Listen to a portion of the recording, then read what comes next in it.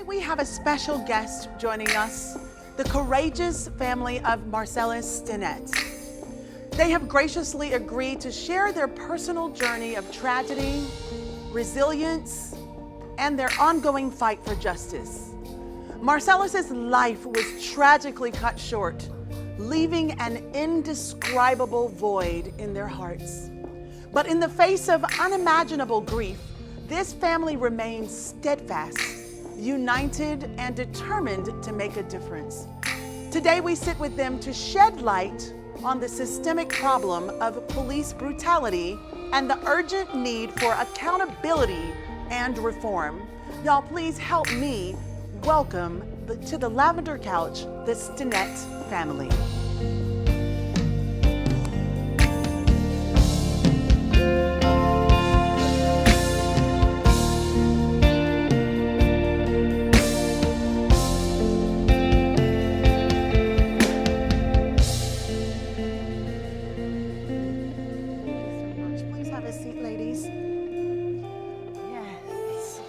Thank you all so much for joining me here on the show. I know this is really tough.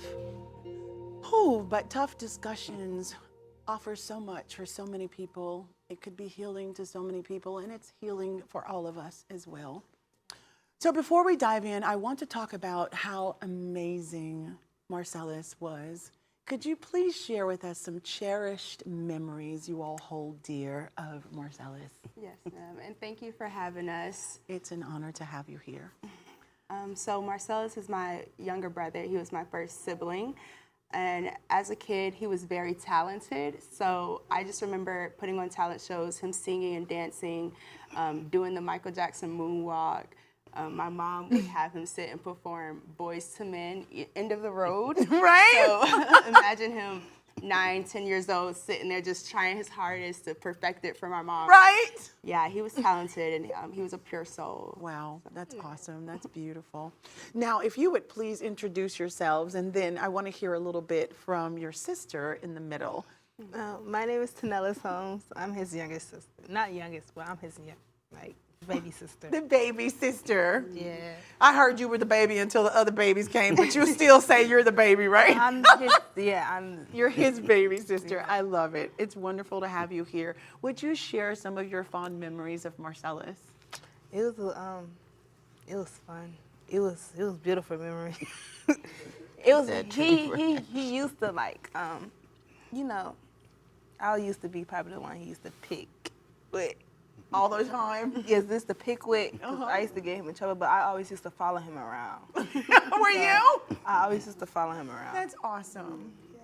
So. And Mom, I'm sure you have a lot of fond stories about Marcellis. He was a handful. Mom, tell it like it is. He wasn't scared of anything, that's for sure. Right, skateboards off the roof. Oh my goodness, off the roof? Off the roof. Oh, a daredevil. I used to have to call the police. No. Yes. Stop it. That's awesome. Shoot his air rifle in his sister's ear and take the tree branch and tell her to sit still and Oh my pop, goodness. she'll fly in the air. I'm like, oh. Oh my goodness. He was the only boy. He was okay. Well, you could he tell he needed was another rough. boy to play Yeah, with, right? Yeah, he rough. wanted me to be like a little boy. Really? Like and a I little think boy. you enjoyed it, right? Did you enjoy it to an extent? Yes, because every time he didn't come home, I'll be crying. Where's Marcellis? Oh. Where Marcellis at? I'll just be crying. I'd be wanting him to come home. I feel you. But he was real friendly. Yeah. He was real friendly. He helped anybody. And if you see an old person with groceries or anything, he will help them take it to their car or That's beautiful. house or whatever. And he loved babies, so Yeah, he's just a really good kid. Playing with babies. That's so awesome. So can you all tell us exactly what happened with this encounter between Marcellis and the police? So if you look up Marcellis Stinnette or the officer Dante Salinas and James Keating, he was parked outside of his home. Like, it wasn't a traffic stop, like they said. He was parked outside of his home, not doing anything illegal, not doing anything. And the officer came up and was questioning them, and Marcellis was kind of like, hey, what's up? And the officer was like, come on, get out, you're under arrest. And Marcellis was like, what for? For what? Marcellis was, by the way, handicapped. And he had just been in a car accident 2 months prior, so he couldn't really readily move his body out of a car because like half of his body had screws and all types of things. Oh my goodness. Yeah, he had 7 major surgeries. I had to fly up there 2 months before he died. 7 major surgeries Yes. before He the had police. pins, needles, broken collarbone, broken hip, broken pelvic He was in a bone, car broken. accident 2 months prior. Oh so no, he I'm really so couldn't, sorry. You know, move to the officer's liking. Okay, as long as he wasn't on the roof with Exactly. the skate. No. Okay, Yeah, okay, you good. understand. Yeah, and the officer was like, you know, come on, you're under arrest. Marcel's like, what for? Because I said so. You hear that on the body cam, because I said so, and that type of demeanor. So Marcellis' girlfriend and the mother of his child, she was in the driver's seat. So she kind of asked the officer, like, what do you mean because you said so? Like, does he have a warrant? And, you know, he had no warrants or anything, by the way. So in turn, the girl, the driver, he told she him he ended up had a pulling warrant. off. She ended up driving off. And then James Keating radioed in, hey, they just hit me with their car, which everything's on body cam footage. He did not get hit with a car. And then another officer caught them at an intersection, and before even stopping them, started firing in the car, and the car lost control and crashed into the building. Mind you, the building that was crashed within, we didn't know my brother was passed until like 12 hours later. Within about 4 or 5 hours, they had the building completely repaired They to like fixed it. cover it up. They covered up in a way. everything. Are you serious? They scared the witness off. Yeah. The everybody, the DOT, everybody came. They scared him off. We can't find him. I'm so sorry. They covered up a lot of stuff. I didn't even know about the coroner's inquest until not even 24 hours before. When I got there, their jaws dropped because the jury was there and they were trying to make my son look so bad to where it was like he did his own death. No, Yeah. they did. So when I got there, when I got the just screaming and jumping and crying and telling them, look at the video, they went and seen everything I was looking at. Yeah. Wow. And yeah, if I hadn't went there, they were just trying to cover up themselves so they wouldn't be charged with a lot of stuff. Oh my goodness. The city. But they've been covering up a lot of stuff. For years. Yeah. For years. For decades. My God. So what was that moment like when you received the phone call? And how did you find out? We was all home when we found We out. were, oh, well, When we found out, we got a call from our cousin. She was like, Marcel is dead. What? Yeah. that's how she told me. They didn't tell them. I got on the phone. They was like, Trini, Marcella's dead. I'm like, huh? I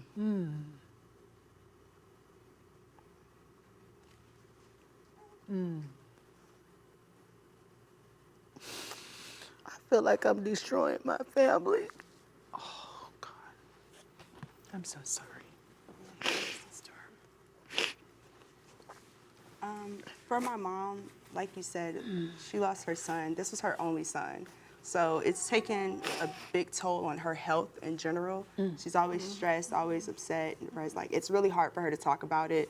Like I said, my brother was killed October 20th of 2020, 4 days before my mother's birthday. Like, it's really hard for her. And for my sisters, my brother was the only boy. He has 5 sisters. He also left a son. His son was only 7 months old when they took his life away. So just knowing that your child was killed and for the reasons, when it's something like being black, because honestly, what he was doing, the crime was being black. He wasn't doing or committing a crime, and he's gone now. So my dad is, the whole family, we've had to really try to repair, so. That's devastating. What about you, sweetheart? How have you coped or learning to cope with it and bring the family together? I cope with it different.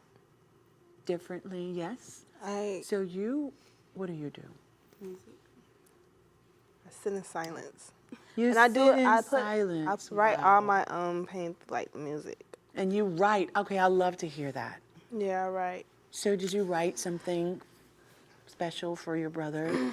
Yes, ma'am. Can we please hear a little bit of it? And can you tell us before we go to break how it has helped you with healing? It helps me like with healing. I'm not fully healed. I feel you.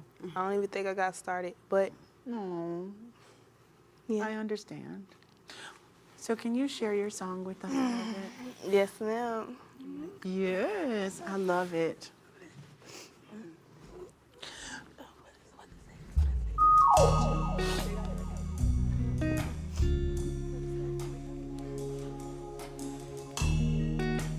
Just wanna take it back, just how it used to be, just how it used to be, just how it used to be. I just wanna take it back, just how it used to be. I just wanna take it back. And all my brothers, yeah, we stuck up in that past.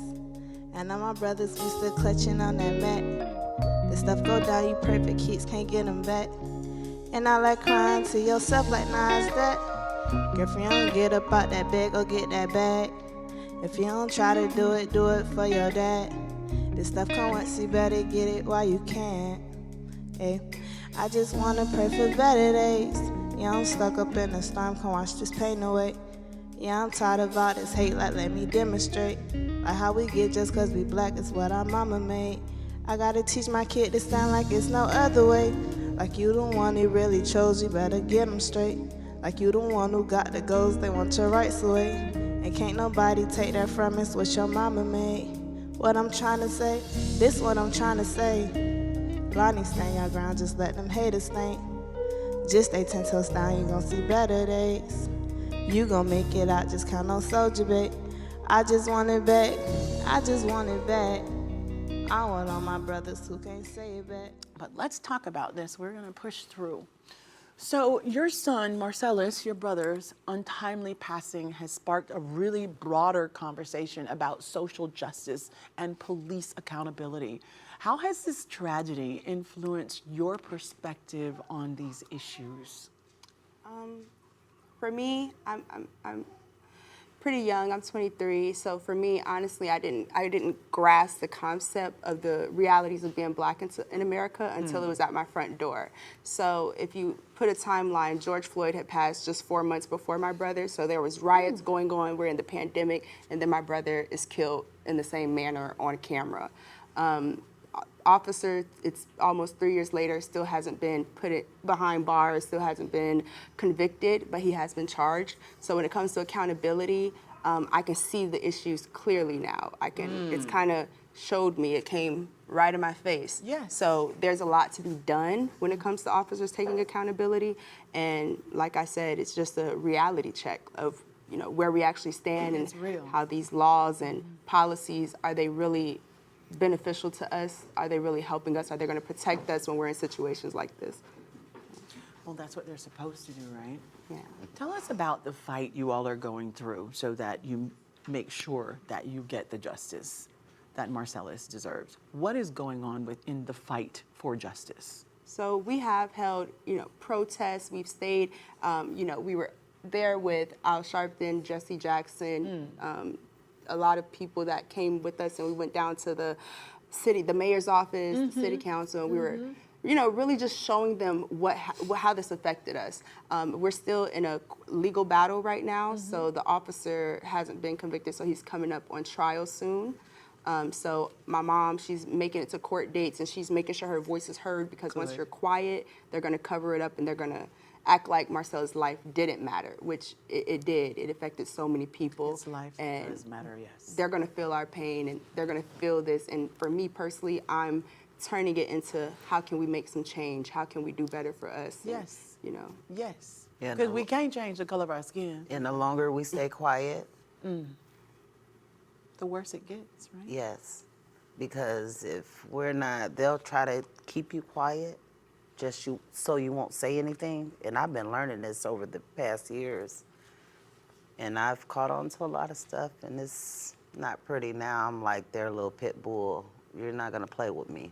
Come on, Mom. I'm not going to sign these papers. Now I see what these other families are going through, why they can't talk and speak for their family members and say certain things because of what you guys did to them. All you guys work together. All you guys work together. Sound like gag And orders. they tried to, yeah, pretty much. Wow. And the judges is no worse. He told me I had to respect Salinas and his wife, and told me, I bet you're used to coming to courtrooms. Yeah. When Salinas got, yeah. Dante Salinas is the officer who killed my brother. Dante Salinas, And he the told me, I judge bet said you're that to you? And I went off, and I went off. And then he was like, oh no, I'm talking about traffic. I'm like, no, you're not talking about traffic. This isn't traffic court. This is criminal court. Correct. I'm not a criminal. My husband is a veteran. He's never been in trouble in a day of his life. So for you to sit there and say that, I said some other words, but it wasn't pretty. And he tried to put me in contempt for. I'm like, I need 5 days. I need 10. So the state's attorney went and whispered to him like, don't do that. Don't put her in jail. Not Don't put over her- this. It's going No, to make it worse. This 'cause will just the whole community. If he would have put me in Oh, jail, it Jesus. would have been a big problem. And I think it's important to note that, like my mom Well, he said, should have. If he was going to be that nasty and racist, he should have. So we could have seen how nasty and racist he was, because I asked for him to be off of Salinas' case. Because I felt like he's going to be biased. You're going to charge this man for my son's murder. But He he's ain't going telling nowhere you because that you telling me need to be- respect him and his wife. Come on now. You didn't have no compassion for me. My son is dead. My son is dead. He's gone. But you telling me to respect the man that shot him and had no reason to shoot him. So in order to address these systemic issues, y'all, community engagement and reform efforts are crucial. What? I'm so sorry. My heart is broken. Can we stop right there?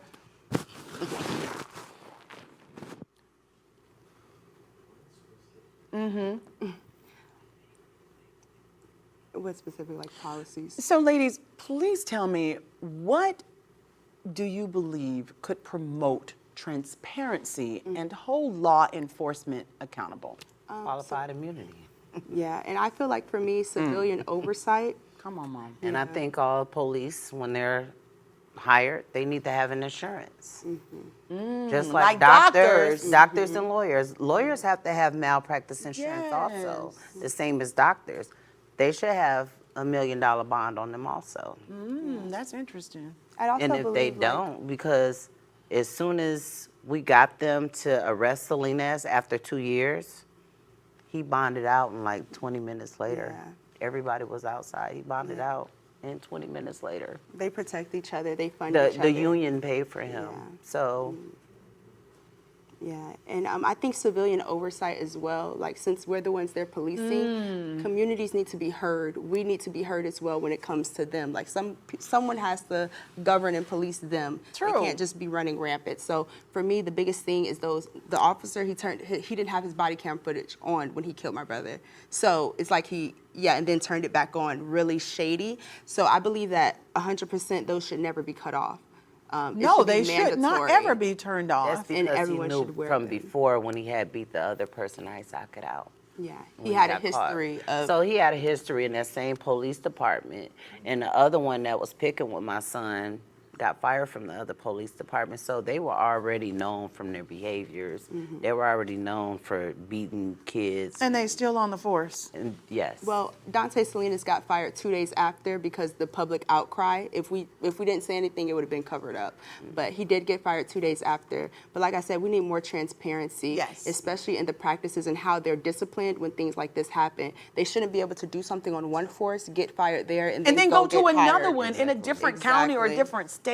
So civilian oversight, I think, is a great idea too. And that's kind of like someone from the community actually being engaged in these situations and making sure that it's just not the police saying it, but it's someone from the community on the inside saying, yes, I can verify that they are telling the truth. And not just one person, we need a few, because it's people getting paid. I was gonna say, because City we do know that council that happens, and unfortunately. everything. Unfortunately. But do you know I had the upcoming mayor marching with us, the upcoming state's attorney marching with us? I love it.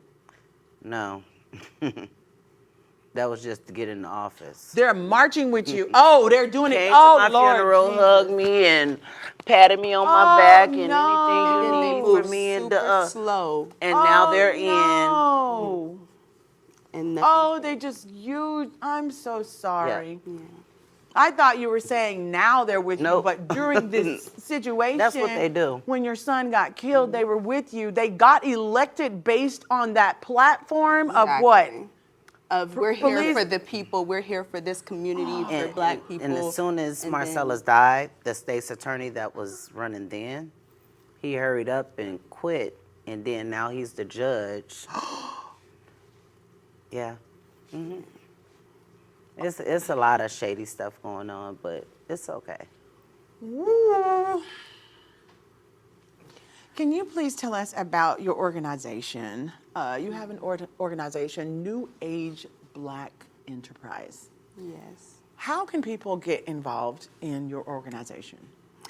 So NABI is an organization, like I said, this hit home for me. So we're focused on policy reforms, community outreach, educational programs for children, because I believe it starts in the community when they're young. Yes. So I'm really That's what your focused mom on the was youth. saying, setting Exactly. it up. It starts young and then It goes, yeah. So Yes. we actually have a website, nabeforus.com, NABEFORUS.com. You can volunteer. We're always looking for passionate individuals who want to help out, and you can donate. Any donation, big or small, can help to fund Yes. these things. Like our first event will be August 12th, and it'll be a back-to-school drive. My goal is to give away 500 book bags to the underprivileged kids in the underprivileged communities. That's so wonderful. going back to those areas. I love that. Yeah. And then will you share a message with them with the backpacks? Yes, I wanted to actually share a message and like a picture of my brother, because when Marcellis was 8 years old, he wrote a song, and everyone loved it. All the because little what he- children out there. he's- all the little, yeah, he would say, all the little children out there, look into my eyes. If Martin Luther King was still living, the world would be a prize. If blacks talk to whites, if young talk to old, the world would come together. It would be so bold. He was 8 years old, and that came out of his mouth. So I'm definitely going to share that That's with all powerful. the kids we get back to. Please do. And we wish you much success with everything that you do. Thank y'all so much for coming. No justice, No peace. no peace. God bless you. Thank y'all so much for joining us today. We'll be back tomorrow. Please, ladies, you don't have to go. Yes! Hello, everyone. If you are at work, at home, y'all drop everything and tune in because it's time for the Sisaundra Show! Yeah. Listen, I'm just kidding. Don't y'all get fired. Don't drop everything at work. Listen, speaking of fired, y'all.